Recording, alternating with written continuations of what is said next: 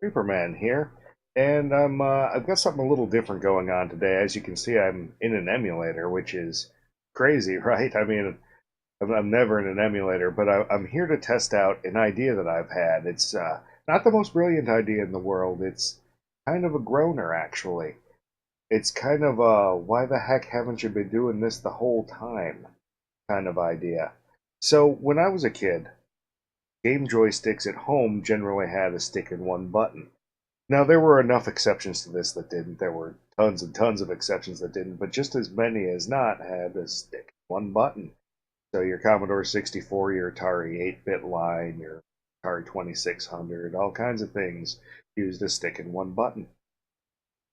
And this was great because you had a stick, you could move around in 8 directions. You could had a button you could shoot. You had a button you could jump. But then games started getting more complex, and you started to have to do things like shoot and jump at the same time. And game developers all handled this in slightly different ways. But one of the most obnoxious ways that they handled this was mapping jump to the up direction on the joystick, meaning that to execute, say, a diagonal jump, you had to hit upwards diagonal on the controller. You had to nail that, or else you weren't going to do it. And this actually put me off of a whole lot of the more complex video games of the era. Now, there were some that were memorable enough that you'd play through the little controller problems, but there weren't a lot. In fact, it's made it hard for me to remember exactly what the up for jump games were because I just never played them. I moved on to other games. Now, it's a problem, and like every single problem in the world, I think it can be solved with a $100 plus custom controller. Every problem, world peace, whatever, $100 controller, solve the whole thing. Now, I've made enough custom controllers and I've made enough controller adapters that this isn't rocket science here. This is super easy. This is duh. Why haven't you been doing it? And I don't have an answer. And I've been sitting here in an emulator all evening just trying this out, and it's brilliant. Why haven't I been doing this? Let's jump over to Moon Patrol here. Well, first, I guess I should jump back, wind it back a little bit, and talk about the genesis of this idea. So, a few weeks ago, I bought something called a Starplex Lite controller, a Starplex style controller, I guess. And the Starplex style controller, here it is. It's actually a special controller that's usually used to play Asteroids. And Asteroids, the arcade cabinet, usually doesn't have a stick. It's usually got buttons. A button for left, a button for right, a shoot button, and then a thrust button and a hyperspace button. Now, on the Atari versions of Asteroids, they generally map this to up and this to down. And you could hit these accidentally real easily on your Atari. So that's why this kind of controller exists, is it kind of separates it out. But I got to thinking, what else could this play? And Moon Patrol really came to mind because in Moon Patrol, okay, you give up some precision on your left and your right. That's no biggie in Moon Patrol because most of the problems in Moon Patrol are precision with your jump. So what I did is I grabbed an emulator, which is, gosh, been a long time since I've done that. I had to download the newest version actually because it wouldn't go full screen. But let's pull this thing up here. And let's go into the game and let's give it a start. And as you can see, here's my little dude, and after it plays the jingle, it'll start rolling, and then I can shoot and jump. And as I missed the first jump, specifically on a video where I'm talking about making jumps. But anyway, so right here I'm just using up to jump, and it works well enough, but as soon as I allow my other hand to go and use the button for it, I never ever want to hit that up directional again. I've got them both mapped, but there's no temptation to do it. This just feels so right with this button, and I make jumps just a lot more. Oop.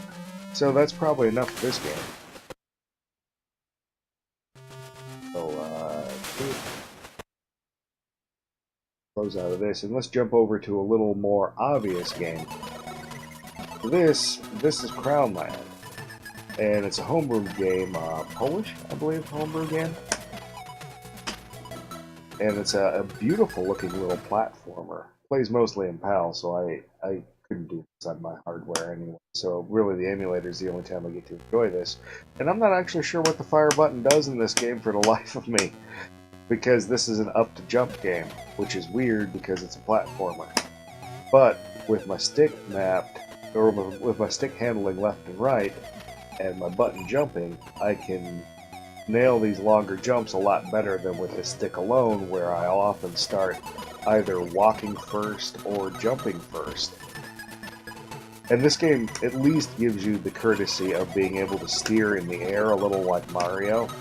So if you don't nail that directional right off, you can still kind of save it a bit. But then there's games. Let's jump out of this and let's jump into a game that I've still never managed to get into, but this is also an up to jumper. Yeah, let's start this thing. And this thing is an absolute nightmare to try and pull these diagonals on. But you can just pull it off effortlessly by pushing a direction all at the same time. Now this game is still clumsy as all heck with your attacks and stuff like that. I don't think I'm ever gonna really appreciate this game.